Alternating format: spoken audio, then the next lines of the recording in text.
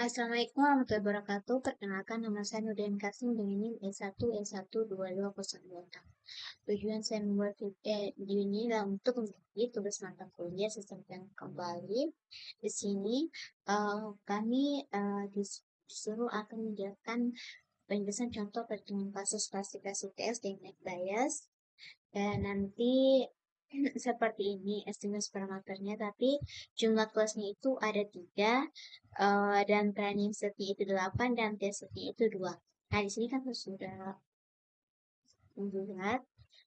Pada video ini kita akan mempelajari bagaimana cara kerja algoritma net bias dalam melakukan klasifikasi teks dengan pendekatan manual. Ini adalah contoh kasus yang sangat memahami konsep dasar di balik machine learning, terutama klasifikasi berbasis probabilitas. Nah, sebelum masuk ke perhitungan, kita paham dulu secara singkat apa itu net bias. Net bias adalah salah satu algoritma klasifikasi yang sangat populer dalam dunia test mining. Dia bekerja berdasarkan teorema bias dan asumsi bahwa fitur-fitur dalam hal ini kata-kata dianggap saling independen. Meski terdengar sederhana, model ini sangat kuat dan sering digunakan untuk aplikasi seperti deteksi spam, analisis sentimen, dan klasifikasi dokumen otomatis. Untuk memahami cara kerjanya, kita akan menggunakan salah satu contoh dataset kecil. Dataset ini terdiri dari 8 dokumen sebagai data training, yang masing-masing sudah diberi label kelas, dan dua dokumen sebagai data uji atau data tes yang akan kita klasifikasikan dan terdapat 3 kelas utama dalam dataset ini, yaitu Korea, Jepang, dan USA. Nah, setiap dokumen berisi sekumpulan kata, misalnya dokumen 1, dia berisi kata RM Soljin dan diklasifikasikan ke kelas Korea. Dan dokumen 5 berisi Tokyo Sushi Jin dan masuk ke kelas Jepang. Dan dokumen 8 berisi New York MC Donut RM dan merupakan dokumen dari kelas USA Amerika. Sementara dokumen uji yaitu dokumen ke-9 dan dokumen ke-10 belum diketahui kelasnya, dan itulah yang akan kita prediksi.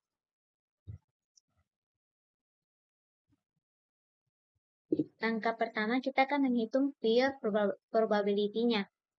Langkah pertama dalam proses net bias adalah menghitung pure probabilities, yaitu peluang awal suatu kelas muncul tanpa memperhatikan kata-katanya. Dari total 8 dokumen training tadi, ada 4 dokumen adalah kelas Korea, sehingga P Korea sama dengan P 4/8 sama dengan 0,5.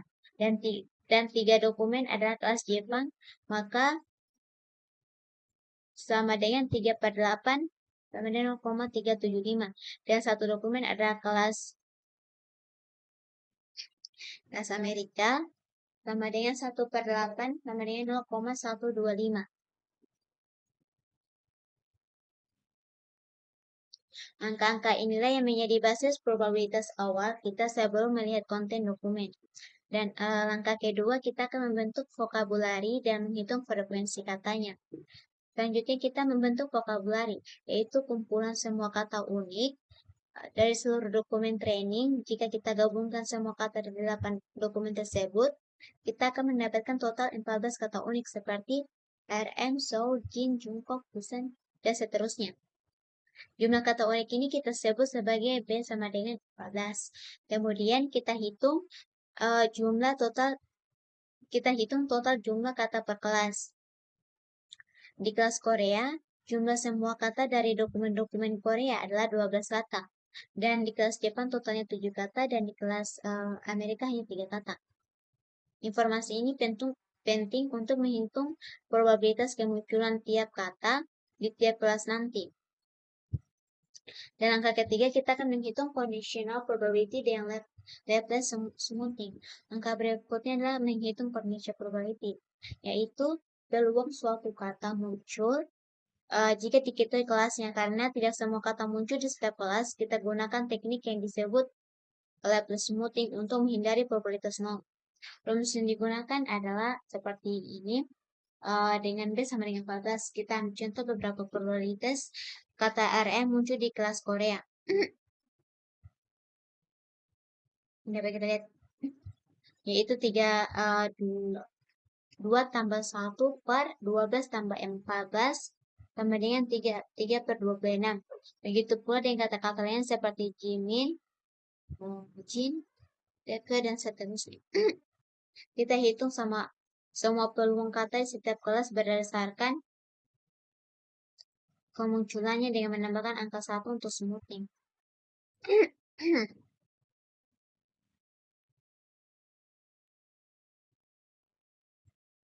Di sini, nah, maaf, sebelum dibagi rumusnya ini, di mana TCT itu adalah jumlah kemunculan kata T di kelas C, TC adalah total kata di kelas C, dan B adalah jumlah kata unik.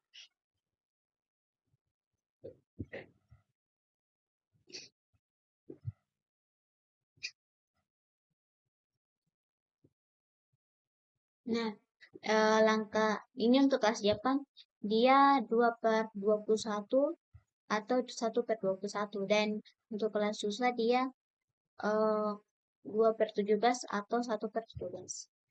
Ini juga untuk kelas Korea dia 3 per 26 dan 1 per 26. Selanjutnya langkah keempat yaitu klasifikasi dokumen tes untuk dokumen 9. Sekarang kita masuk ke proses klasifikasi untuk dokumen uji.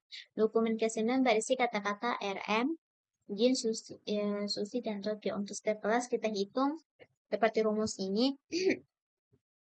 Maka kita lihat hasilnya untuk Korea. Dia hasil perkaliannya sangat kecil, hanya sekitar 0,00000098. Untuk Jepang probabilitasnya adalah 0,000046, jauh lebih besar, dan untuk Amerika dia hasilnya sekitar 0,000003, kita bulatkan menjadi 3. Sehingga kita simpulkan bahwa dokumen 9 paling mungkin berasal dari kelas Jepang. Itu kita akan klasifikasi dokumen ke-10. Selanjutnya adalah dokumen ke-10 yang berisi kata-kata itu Jungkook, Busan, RM, dan MC Donald.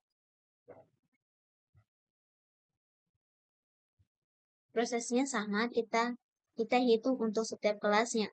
Untuk Korea, probabilitasnya adalah sekitar 0,00000197. Untuk Jepang, hanya sekitar 0,00000038.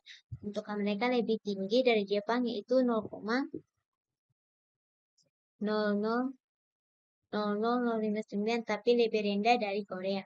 Maka hasil klasifikasi dokumen 10 adalah Korea. Di sini kita rangkuman klasifikasi tesnya. Hasil akhir dari klasifikasi dokumentasi itu, di sini dapat kita lihat dokumen 9 itu kelas prediksinya itu adalah Jepang, dan dokumen 10 itu kelas prediksinya adalah Korea. Ini membuktikan bahwa NetBIAS dia mampu mengklasifikasikan dokumen dengan cukup akurat meski hanya menggunakan probabilitas kata.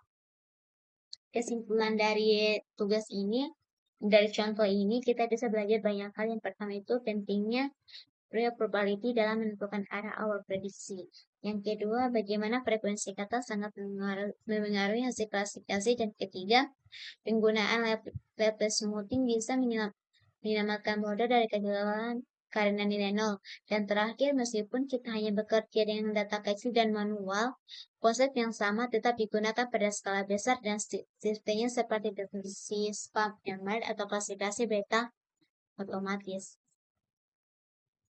Terima kasih sudah menyimak video ini sampai akhir. Semoga penjelasan ini bisa membantu lebih memahami bagaimana cara kerja NetBIAS khususnya dalam konteks klasifikasi tes. Kalau kamu merasa video ini bermanfaat, jangan sampai jumpa di video pengajian berikutnya. Mungkin itu saja yang dapat saya sampaikan. Lebih dan kurangnya mohon dimaafkan. Wabillahi taufiq wal hidayah. Wassalamualaikum warahmatullahi wabarakatuh.